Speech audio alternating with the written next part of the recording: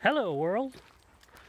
You don't know me, and I don't know you, but recently there has been a submission or a call to submission by Couchsurfing claiming that he who cometh up with the best video shall get free airfare for the next destination of their choice, up to around $2,000. Now, I'm not terribly interested in making a video upping the quality of my accomplishments or my deeds, but when juxtaposed against the potential of $2,000, well, that's enough to possibly incite me to procure a tail or two. Now, I happen to have been, for the last 3 years now, traveling around the world. As you can imagine, this is quite expensive. It has left me scrunching and scrapping in every possible way I can to save money while doing so.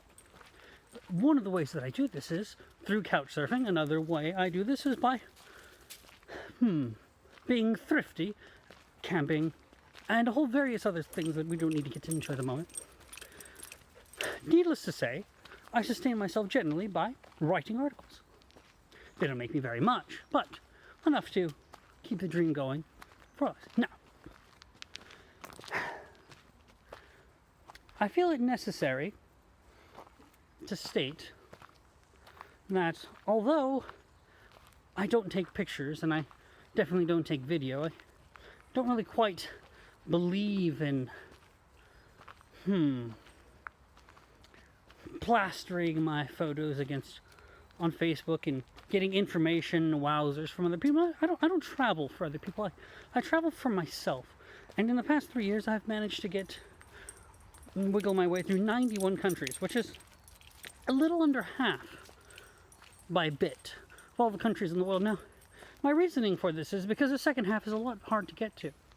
So to encourage you to like my video and share it along with your friends, family members, arch enemies, and other relative miscreants that you might have in your immediate sphere of influence, I will propagate to you 3 stories that bequeath me of my travels, and hopefully that they'll be enough to entice you to do what you need to do to help me win this thing. Now, the first thing to note is, when you travel, many people get it wrong. They think that you travel to see different places, and although that may involve be true at the very beginning, as time goes on, places tend to blend into one another. They tend to become carbon copies of each other, and it's very hard to differentiate between cities. And the only thing that makes places worth going to then, when the magic of the scenery is gone, are the people. Now, this probably strikes you as a bit odd, because people are notoriously easy to dislike, and rightfully so. I mean, I believe there are 3 classifications of people that I have met upon my travels. The first group are people that you like immediately and immensely. There's no doubt about it, you will be best friends for life. The second group, far more common, are people that you don't immediately dislike, but you believe you can come to like in a coordinates of time.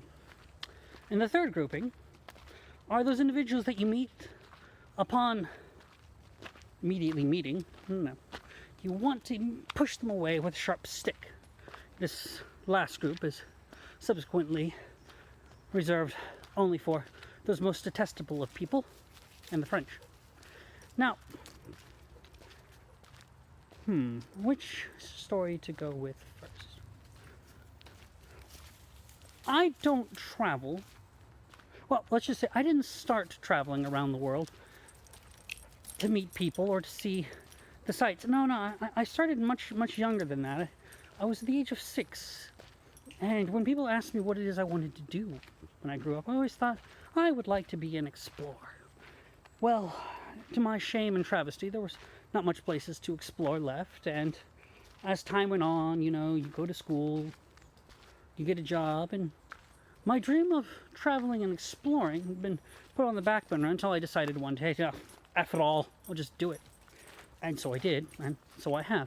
So the basis for my journey begins with that wanderlust, that undeniable desire to just, what's the word?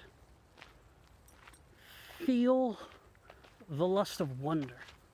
People often ask, or I often ask people, what is your favorite sensation in all the world? You get those, oh man, sex. Sex is the best sensation you'll ever have. And then you get the second subset where you say, no man, it's drugs. Drugs, alcohol, the like. Now that will give you the memories of your dreams. The third one will be like, those two don't know anything. It's music. Music sings to the soul in ways that drugs and sex never could. Coincidentally, this makes up the trinity of the sex, drugs, and rock and roll. It's very happy. But for me, I've always believed that the best sensation in the world is wonder. And I've discovered that no matter how many places you go, if you have a sense of wonder, you will always have the time of your life. Now, keeping with the spirit, by far very little to do with couchsurfing, this next story, but has everything to do with my lust of exploration and the reason why I couchsurf. I love to explore places, but more like I like to meet the people. And as I realized that there weren't that many places left on the world to explore or visit, I discovered a handful of places that were. And one that came onto my radar was Papua New Guinea. Now, Papua New Guinea is a small island northeast of Australia. It was northwest. North of Australia to some degree. And large swaths of it have gone currently unexplored. Now, there are many reasons for this. One is Papua New Guinea is an extremely broke and crime-ridden country. The second is they have a huge genetic diversity when it comes to spoken languages and tribal governances. And I think that last I checked, there was roughly around 6,000 different languages, or was it 3,000, spoken on that small island. Most of these have not evolved to the point of writing, and the land in a specific region called the Star Forest has yet to be fully documented, or even mostly documented, or even partly documented. And so I decided, in a moment of hubris and or lack of longevity, that I would like to go there. I decided this many, many, many years ago, and it wasn't until many, many years later that I managed to get there. And upon arriving, I made my way through the capital city, and it is not a place that I would necessarily recommend you to go. It is a place where you're possibly to get abducted. It is a place... Ooh, should I go this way? I think I should go this way. Huh. Hund! Legend! Alright, well, we'll go this way. Well, it's a place that's not necessarily easily to venture or to do so safely. But I put no care in the wind to war, famine, disease, or difficulty when it comes to my bouts of exploration. And this was going to be the first time that I'd ever made my way to an area that was, for the most part, completely unexplored. Now, one of the things to note is that as most of these tribes don't have language that has evolved into writing, and most of them remain self-governed to a large degree, cannibalism is quite rampant. Maybe not as often as it used to be, but still blatantly done so. So wandering through these forests of the Papua New Guinea alone would not be inducive. So I teamed up with 3 other people that also wanted to travel around. There was an Australian by the name of Steve. There was a Peruvian, and there was a native. I forget how to pronounce his name. It was like Hahuahua. Now, the funny thing about this is that when you read up on documentations of possible people getting abducted that managed to survive, you come across an overarching theme that there might have been a sense of betrayal. And as such, the Peruvian didn't speak any English and we didn't speak any Spanish. But Steve and I had come to a consensus that, well, as we wandered through this vast open land, we would keep our eyes on the native just in case he decided to sell us out to the local indigenous tribes for whatever purpose or another they want. And it's an absolute incredible experience. We spent 2 weeks hiking through the Star Mountains from a city called Tabulai all the way to the coastline. And it was a lot easier than I imagined and a lot more difficult in keeping my orientation. I've done a lot of hiking and extravagance. There's very few natural parks in the United States that I haven't quite been to, or around the world. I've visited a lot of them. But one of the things that struck me as interesting is just the vast array of untouched and unflirted wilderness. You had the smell of exotic fruit. You had the sight of majestic birds of paradise soaring through the air and bouncing on the ground, making their clicketing and their clucketing. And if you are a fan of bird watching, which I don't necessarily know why you would be, there is no other place in the world I would recommend you to go than to observe the birds of paradise in their natural locations of Papua New Guinea. The forest itself to get through is quite easy. You don't necessarily need a machete because the forest is extraordinarily old. So there's very little undergrowth, as the trees block out most of the sunlight that is used to propagate life. So as we walk through those wildernesses, there's many different things that freak you out. Your imagination goes wild with hordes of cannibals around the corner. We ran across a couple of footprints of people not wearing shoes. Now, whether these were cannibalistic tribes proper or just regular indigenous tribes that had no interest in eating people, we weren't aware. However, we were in the danger zone. So I travel not to be safe, not to be in danger per se. I travel to explore, to see new worlds, to boldly go where no one has ever gone before, and to split infinitives, apparently, that no one else has split. Although I can't say I'm the first to split boldly go. Anywho's, my second story involves a small city in the North Rhineland area of Aachen. North Rhine-Westphalia. Oh, sorry, get that thing in. Okay, now this happened when I was couch surfing, and I was staying with a gentleman whom had just decided he wanted to have a bout of excitement in his life, and so he signed up to couch surfing, and lo and behold, he gets me, an individual that has traveled himself far more widely than some, and probably has more people hating him than others. And so we meet, and he says, "Hey, I would like to explore an abandoned place. You game?" And I told him, "Absolutely. I'm totally game. There's very little game that I wouldn't do." And so I went on the internet and immediately found a place to go and explore. It was an abandoned railway station, sort of in the west of the city. It was about an hour's walk away, and we waited till nightfall and sort of garbed yourself up all in black, because if we're going to do it, if you're going to do something, you might as well do it comically and look like you're come straight out of a cartoon. That way it holds amusement for you and anyone that might try to catch you. Got a couple of cartoon intruders trespassing in an old abandoned warehouse. What is this? From the funnies of the local newspaper? Anyways, when we arrived, the place was desolate, archaic, completely tumbling to the ground, yet made of steel, and we managed to jimmy a door open and make our way inside using the light only of our flashlights because, you know, we were brilliant enough not to bring a torch. And as we looked upon, the ground floor was just dilapidated and completely strewn with pipes, metal, and different things of non-friendly, non-aesthetic natures. And as we explored, it was, you could see the adrenaline getting him to just a little bit. And I discovered there was a second floor.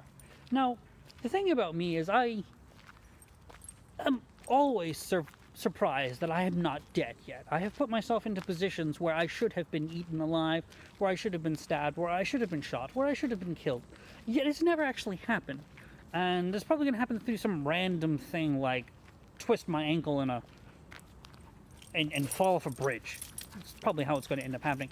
However, when I climbed up to the second story of this very old and dilapidated building, what met me was Well, but there was no real reason to go up there, you understand? There was nothing to observe, there was nothing to see, nothing that would quite strike you as fantastic, but to me there was that sense of adventure of who was the last person that had come up here. I wanted to see the world in its natural environment, the passage of time, see how time creates life and destroys mighty structures that stood before it. And its construction was a lot of parallel beams, metal parallel beams, a plethoric amount of them just running sideways. And on top of these metal beams were put wooden planks. Now, wooden planks are notorious for corrosion, and when they get corroded, they snap. Metal beams, also notorious for rusting, but a rusted metal is still strong enough to be metal to support the weight of me, somebody who's not thinner than I am wider, however, not terribly wide. And so, when my plus one, his name will remain forever a mystery, decided to come up with me, I said, well, be careful. Monkey see, monkey do does not apply. What I do, you should probably use as the rule of thumb not to do. But this is something that he'd wanted to do for the longest of time, and so he came up, and I said, all right, well, let's only step where the floorboards meet the metal, not in between. And so, as we explored this upper area, at one point, he got, ahead of me and was exploring his own little section, when all of a sudden, I looked up, and he wasn't there anymore. Now, this accommodated a huge crashing sound, and I stood dead because he was the one with the flashlight on his phone. Mine had died at this point. And so I stood riveted to the spot in point darkness, just looking up. Now, there was about a 3-meter difference between the floor of the second story and the ground. It was very large because this was a railway station repair area. And I just stood, and I remember just staying riveting at the spot in complete and utter darkness. And the first thing I said was his name. Name. No answer.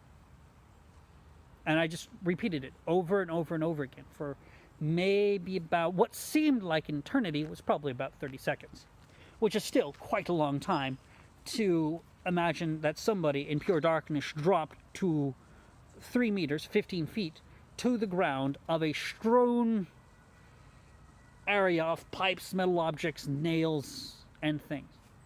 And then after a handful of times, as the seconds turned into infinity, I heard him say, yeah, I'm okay. And it's like, whew. In which case, he then turned on his phone and shined the light back up on me, and I managed to my tongue is not working today. Managed to extradite myself. That's not the right word. Extract myself from the situation, and made my way back down. Now, the worst did not happen. He did not die. Well, that was apparent in him speaking. But does that mean he could still die? I wasn't entirely certain. And as I came down there, I soon realized that, miraculously, the only thing that he had broken was his wrist. 15-foot fall in the dark onto a concrete surface strewn with metal objects that were not necessarily designed to be landed upon by human flesh and brittle bone. And all he broke was his wrist. Now, we then immediately walked, got ourselves out of there and walked to the hospital. And upon getting to the hospital, we discovered that he actually broke both of his wrists. He just couldn't discover it because one was far more painful than the other. Now, I felt extraordinarily bad about this because I felt as if I was almost responsible for his death in some way, shape, or form. Yes, it was his idea to go, but I sort of encouraged it with my incompetent sense of adventure. And so I extended my time that I was supposed to spend in this city by about 5 days, and each and every single day I visited the hospital, and I would bring him some food that I would cook. Now, the interesting thing about me, and one of the things that you can expect to see if I ever come couch surfing at your spot, is that I love to cook and I love to bake. This doesn't necessarily have any guarantee of effect, and probably most of what I cook is hardly edible, but is irrelevant to me. I enjoy the process of making something that could or could not be eaten. I strive for it to be eaten, but that doesn't necessarily work out most of the time because I'm a bit eccentric in the kitchen, as I am with most areas of life. And one particular time, I remember I made him some Swedish meatballs and stuff. And I was extraordinarily proud of these, and I delivered them to him. But he had discovered that he could ask the nurses for extra portions, and they would cut it up, and he felt like a king, which he wouldn't do with my meatballs. So 2 or 3 days later, when he was eventually released and had surgery, I couldn't stand throwing this food out because, again, I was always raised with the proper of, if there's food, you finish it. And so I microwaved them as quickly or as to a temperature that I thought was actual, and ate them. This didn't prove to be a very smart move, as it gave me food poisoning for the next 3 or 4 days, and then he took care of me. Yes, which was quite intriguing. But I can't help but notice that all of the time, I'm not sure if it's just fate or if it's just I'm very careful in situations where death might be extraordinarily pertinent. But that really should have been me that fell from the rafters and not him. And I've never really quite forgiven myself for this. Now, the third story, which is probably more amusing of the two, it doesn't have to do with cannibals or death or exploration of distant lands, involves my visit to Disneyland Paris. Now, I'm a big Disney fan myself. I perhaps enjoy the villains a bit more than I do the heroes, as I think the heroes are a bit crummy. However, my favorite Disney princess, if you must know, is Belle. I believe that she was a great role model for both men and women. She showed men that if you want to get the girl, all you need to have is a really big library. And those are words that I tend to live by. The bigger your library, gentlemen, the more likely they are to get the girl. And women, if you're out there and you don't like men with a big library, well, enjoy your mediocre lives. Anywho, what was I saying? And I went to Disneyland Paris. I was immediately absolutely blown away by the sheer nature of it. It was not like any other Disneyland park I had ever been to. It, hold on one second. Legend! This way. It wasn't like any Disneyland park I had been to before. And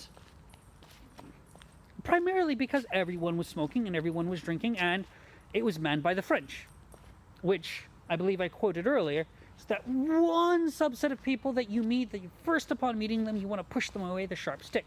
Yet, I don't think you can push away park employees with a sharp stick, or else you'll get thrown out of the park.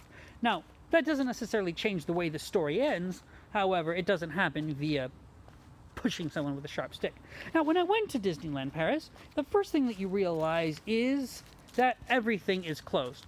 It's about 1/8 the size, or it seems like 1/8 the size of a normal Disneyland park in California, or, 1/100th of the size of one that you would find in Florida. Can't speak for the one in Japan. I've not been there. And everyone's drinking, everyone's smoking, and the staff are generally not friendly, as is endemic to that particular region of the world. Everything's closed, and you wonder, why did I spend this extraordinarily steep price to get here?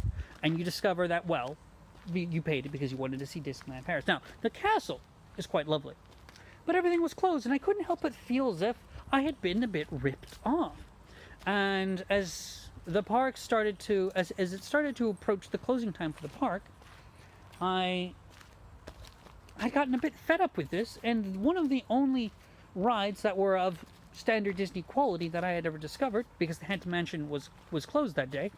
Coincidentally, the Haunted Mansion was closed that day because someone had died in the Haunted Mansion. No, they didn't tell us any of this. I just thought that there was an unusual sense of foreboding and loss that permeated from the building, and I thought that the engineers or the Imagineers had done an extraordinary job designing it. It wasn't until a handful of days later that I discovered that someone had died. was the Pirates of the Caribbean. And so as I rode the Pirates of the Caribbean once, twice, and thrice, because it was exquisite, and there was no line, which surprised me, I got this notion that as the park was about to close in 30 minutes, I wanted to experience as much of it as I possibly could. So I got off the ride midway, and I started exploring the realms of the cavernous area that made up the ride, the theater. No. And I started, making myself up with the mannequins, and there was nobody else. Nobody else was on the boat with me. Nobody else was on the boats behind me or before me. There was just nobody else here. And so I took that advantage, and I was just wandering around. And I did so for maybe about 15 minutes. And after people had come and gone at that point in time, but nobody seemed to care that I was wandering around. I was playing with the little golden things, making friends with the animatronics, exploring the world that was the Pirates of the Caribbean ride at Disney. Now, at some point, I decided that I was going to get right back into a boat and continue the ride to its ultimate terminus.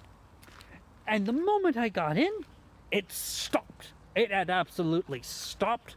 And I was like, oh, okay. And all the rides behind me and all the rides before me stopped as well.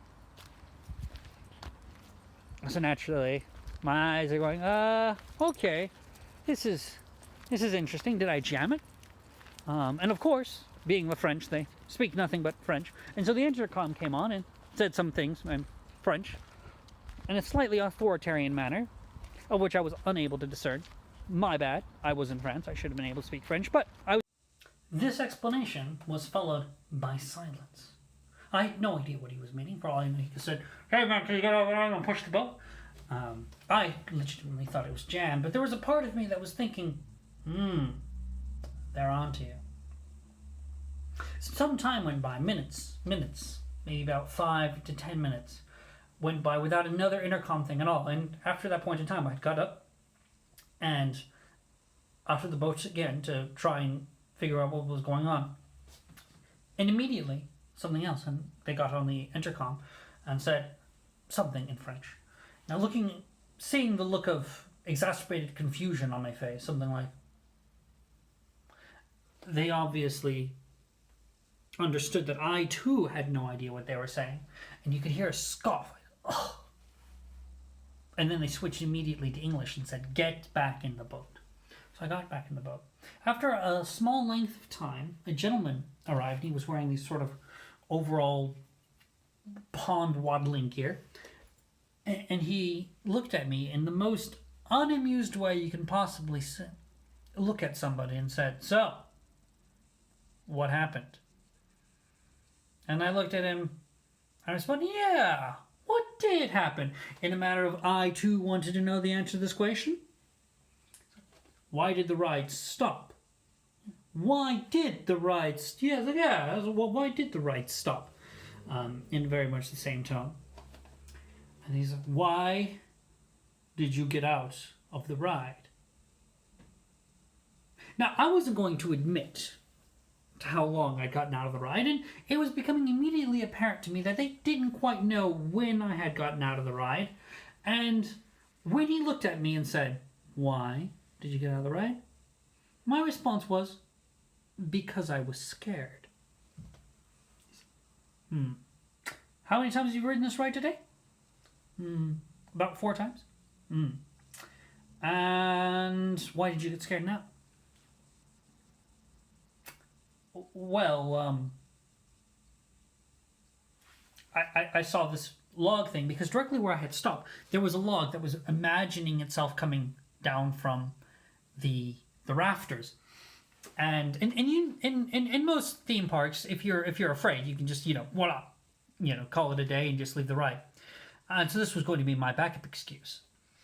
And he's like, so you got out of the ride because you were scared? Yes. You, a grown adult, who had ridden this ride 4 times, got scared. Yes. You, as a grown adult, who had ridden this ride 4 times, got out of this ride because you were scared, even though it says directly in front of you, do not leave this ride at any point, especially if you are scared? Yes, this sounds about right. He didn't seem to buy a word of this in the slightest, but there was nothing he can do. And apparently, he went on to explain that there was a sensor directly there, and only directly there. It's the only place there's a sensor on the entire ride because of the sheer waterfall that was directly in front of me. Saying that someone at some point in time had gotten the clever idea of getting out of the ride right there, and fallen down the waterfall, and then got crushed to death by the ride. And so they decided to put a sensor there to stop this from happening again. And he then informed me that now, because of my stupidity, he would have to go around and manually carry everyone out of the ride. And that I would be last. Now, this seems like an extraordinarily stupid and annoying and selfish thing for me to have done, and I admit it slightly was. But there wasn't more than maybe one other person on the entire ride. So I didn't feel too bad. But, needless to say, I sat there in that ride, in that one particular spot, for about a half hour more. Before eventually he came and extracted me with a couple of campus security guards, and then they walked me out to the front of the park. And it was dead. There was nobody around anymore. I think this was roughly around 1 a.m. at the time. To which there was no more buses, no more cabs, and getting back to my residence of choice that I happened to be couchsurfing at proved a bit difficult. But it was worth every penny of it. Beforehand, I was disheartened that the rides were all closed, that the Haunted Mansion was closed, that entire swaths of the park were closed, that the people were annoying, rude, smoking, and drunk, and the lines weren't long. However, the merchandise was very well priced for a Disney theme park. I was shocked and surprised. If you're looking for a Disney theme park to go to buy things, Disneyland Paris is way underpriced comparatively to its Anaheim and Orlando alternatives. So yes, these are my 3 stories. Exploration of Papua New Guinea for 2 weeks via backpacking around in an unexplored section of jungle in the Star Mountains. Nearly killing my couchsurfing host during a bout of stupidity, and getting kicked out of the French Disneyland Paris in an attempt to get my money's worth from the park. Now, I hope that at least one of these 3 stories amused you in some way. I have many, many, many more. I just chose these 3 because it's a nice brushstroke. We have 3 different countries in 3 different situations. One, me backpacking through wilderness. Another one, me staying with somebody. And me just being anticky. And I do hope that you will like this video. It's a lot longer than I imagined it to be. And I do apologize for the length. But if you've made it to this point, I congratulate your zeal. And hopefully that you will congratulate me in my 3 years of absolute demonstrable traveling spirit, and like this video so that I might have a chance to come in first. I appreciate it. And if you guys can just do me one more favor, and remember, no matter where in the world you go, be awesome. That's all. It's been a privilege. Thank you.